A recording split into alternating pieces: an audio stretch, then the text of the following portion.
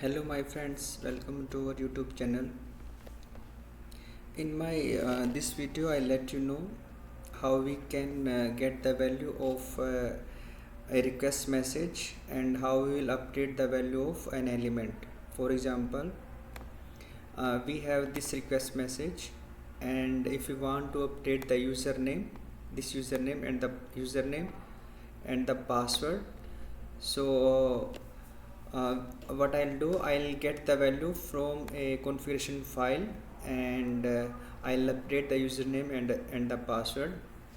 So prior to do that, let's have a small recap of what we did in our last video. So in our last video, what we did, we had a configuration file.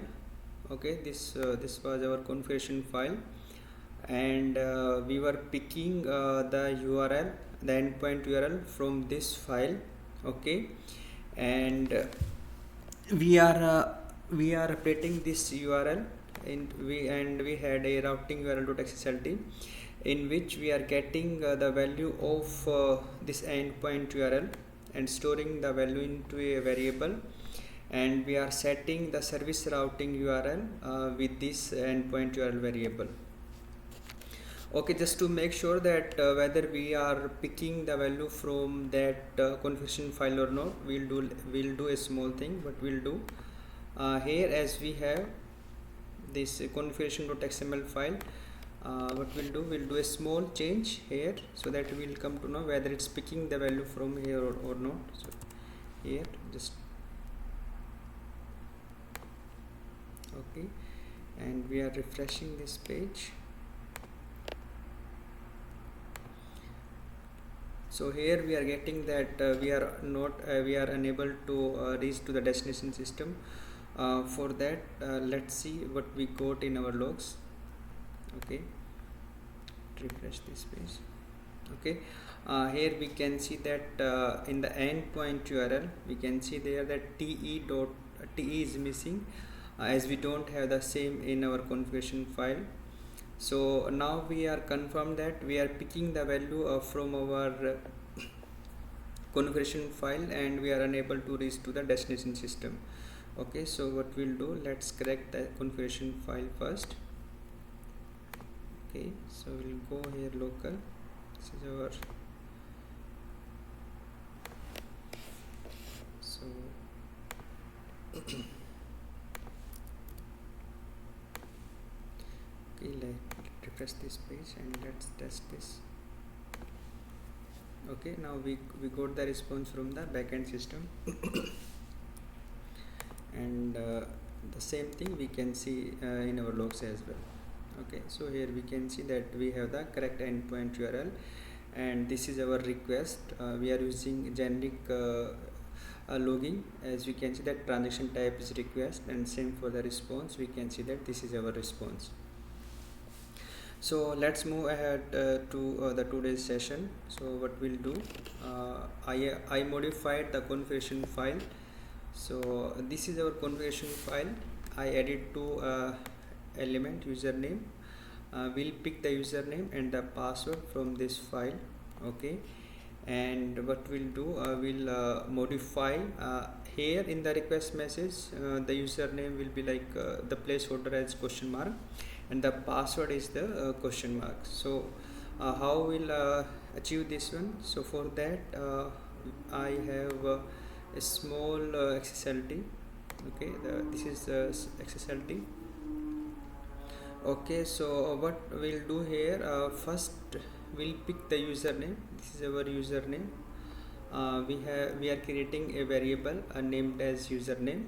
Okay, and we are using the same configuration file, configuration.xml, and here we are a username and the username un, and we are getting the value of username. Same way we are getting the password value from that configuration file. Okay, after that we are creating a variable. Okay, in variable what we are doing here, this is the complete request message. Okay, the request message which we are passing from our SOAP UI. this is the request message. We are using the same request message in that XSLT.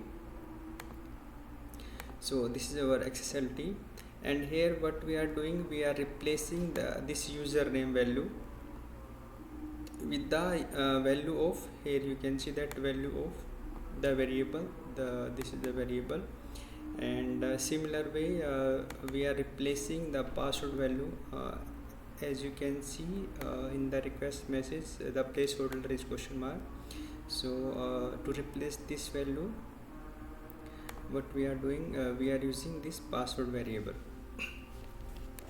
Okay, as of now we are just replacing two values, but in your case, if you need to if you have any use cases like that, in that you need to concat the two values, like a tracer, and you want to concat two values, like in the tracer you need to concat the username and the password. Okay, so you can concat these variables value, concat these two values, and create a third variable which will have the value of concatenation value of username and the password. So as per your use cases, you can play with the request message. As if, for this lab, we are just replacing the value of the username and the password. So by this way we can change the username and the password here. The rest of the value is the same, whatever value we are passing here. Okay, if you need it, you can pick the user this USD INR or value from configuration file, but as of now we are not changing these values. The same value we are passing to here. Okay, and here we are copying, after creating this variable. After creating this variable, what we are doing, we are passing, we are copying the message, because our output would be pipe, and it will be the input of the next message. So here we are copying, and it would be the final request message, which will to be sent to the destination system. So just to make sure that we are passing the correct value, just make sure that we are passing the correct value to the backend system. We are logging this request message.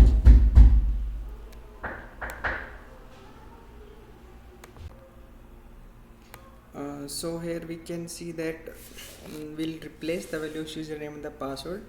As you can see that we are just doing hard code value of USD INR or 100. In my next video I'll let you know how we can replace these values as well, means whatever value we'll get here, like USD INR or amount. Okay, so in my next video I'll let you know how we'll replace these value, means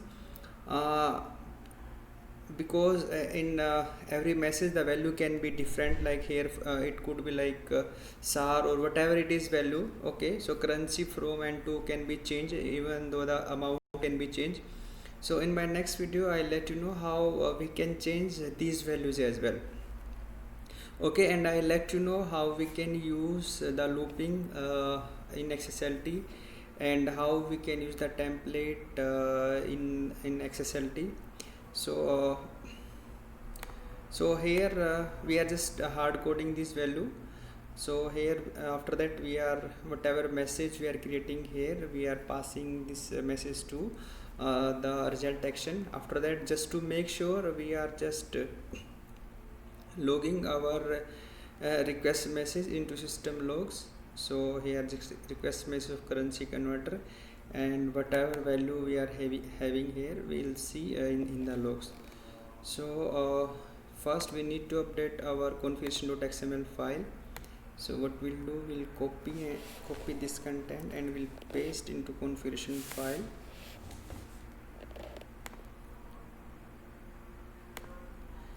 Okay, this is our currency converter, and we'll update the content of this file. Okay,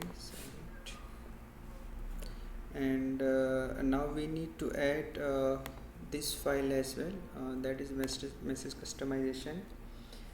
Okay, and we'll do one thing. Instead of having three XSLT, what we'll do, we have here this routing URL, and we'll copy the content of this file. Okay, and here we are just setting. We are getting the URL, this URL, and we are setting in the endpoint URL. So instead of having multiple XSLT, we'll copy the content into this file. Okay, and okay, and here we'll do that thing. Okay, here we'll so or we can do one thing. We'll control X this one. So okay, okay, and we'll set.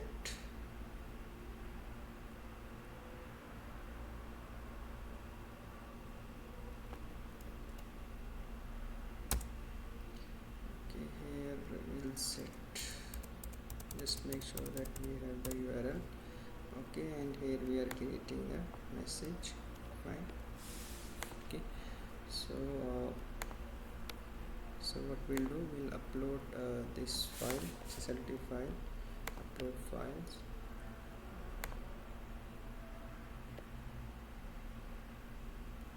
Okay, here we have a message customization. Okay, add this in and upload.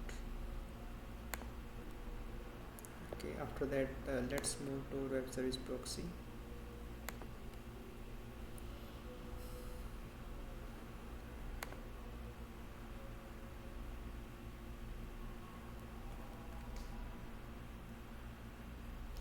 Okay, we'll go to policy, and in the policy we'll do here in the processing rule. Okay, so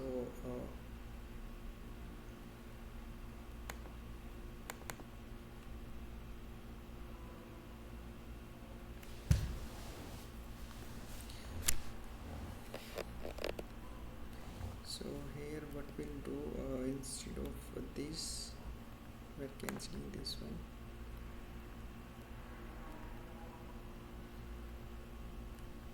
Okay, first we'll doing message logging here. Okay, after that we'll write this we'll use this XSLT, and we'll choose that customize XSLT. Okay,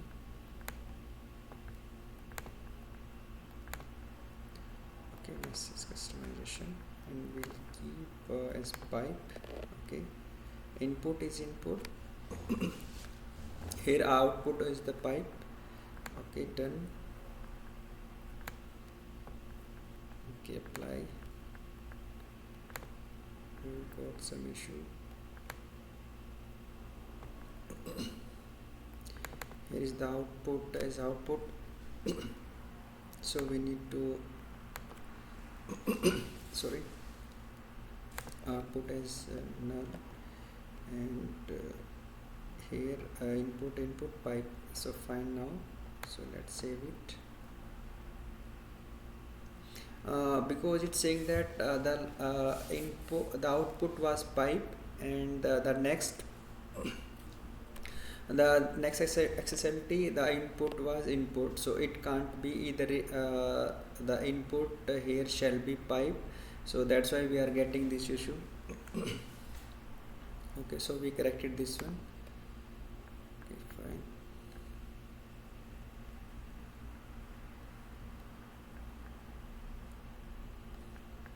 Okay, save this configuration, and let's see what we'll get here. We got some error. Let's see what error we received.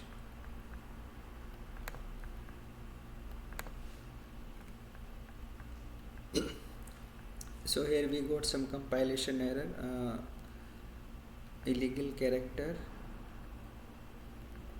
See what is the illegal character we received. maybe some junk character we have. Okay,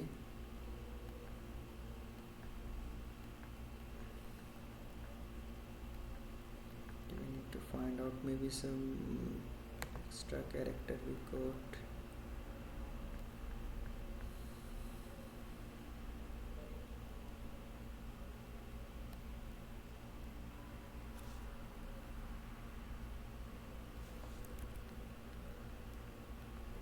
At line 1 we can see that, but it's difficult to find some junk character. So point currency, this line, this, don't know.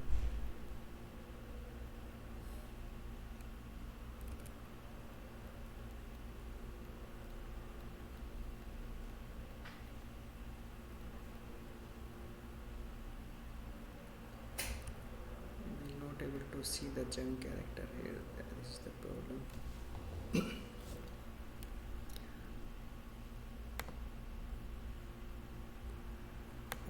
what we'll do, we'll let him copy this one. Okay.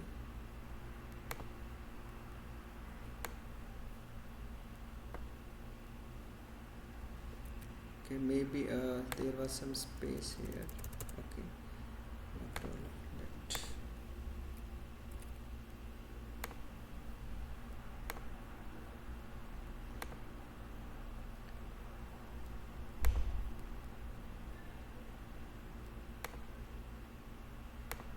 here we'll edit. Okay. As we can see, here is some space. Okay, no problem. Now there is no space. Okay.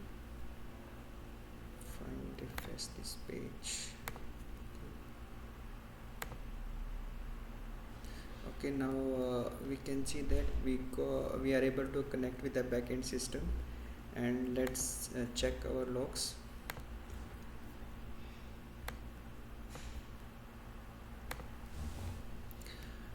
So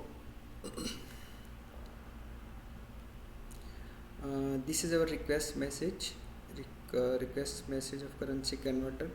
Okay, and first, okay, this is for okay, so here we are logging our request message first. This is our request message, and in this request message we can see that password is this placeholder only. Okay, so what we'll do, let me copy this one so it will be clear for us. Okay,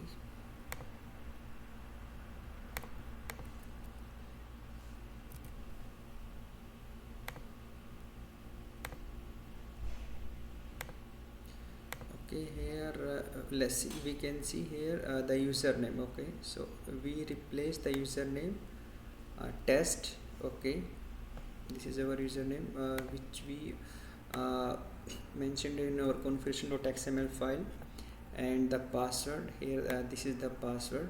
Okay, so just to make sure, as I mentioned, that just to make sure that the values are replaced and we are the correct value to the backend system, and this is the response message which we received from the backend system. And we'll do one more thing just to make sure what was the final message sent to the destination system. So for that we'll go troubleshooting. Okay, we'll go to pro. So first we need to select our web service proxy at pro.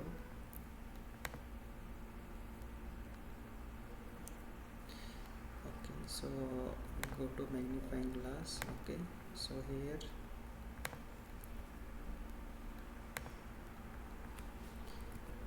so let's see what we received in the okay, this is our message. So here you can see that in before any execution of any XSLT, this is the input message. Okay, in the input message we can see that username and the password is this question mark. Okay, and after that we are using our generic message logging So even though after that the input will not change, you can see here still the input is not changed, because this is our generate message logging, so we are not playing with the request message. So here this is the input, and here we are modifying our request message. So we can see that here till here the username and the password is a question mark here, and no value updated for the username and the password. So here we are having our SSLT, and after that we can see here that the username is replaced with the test, as we mentioned in our configuration file, and the password is replaced with the password. Okay, and just to make sure that the same message, the final message, is sent to the destination system, we can see here. So here we can see that the username and the password, both values are replaced here. So this is the way by which we can replace or we can update the element values by using the SSLT. So as of now we didn't create any context variables. What I'll do in my next video, I'll try to create some context variable, and how we'll get and set the values of context variable, I'll try to explain in my next video. And as I told you that we are doing hard coding of these values. So what we'll do in my next video, I'll get these values, okay, and whatever value we are getting in this request message, I'll do set all these values into our actual request message. Okay, so as of now this is fine. I'll disable the probe first.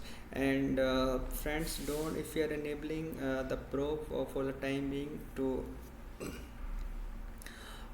traverse your complete request message, or if you are debugging or you are troubleshooting your request message or your response message, after troubleshooting, just don't forget to disable the probe, because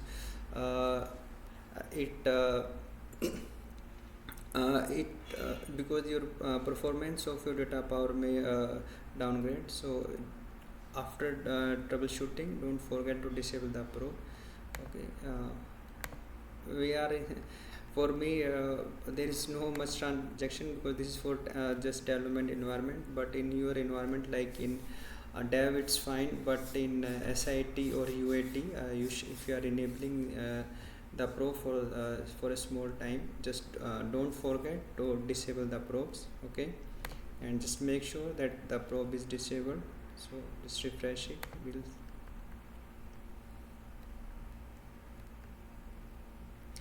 So probe are disabled. Okay, and here this is our logs.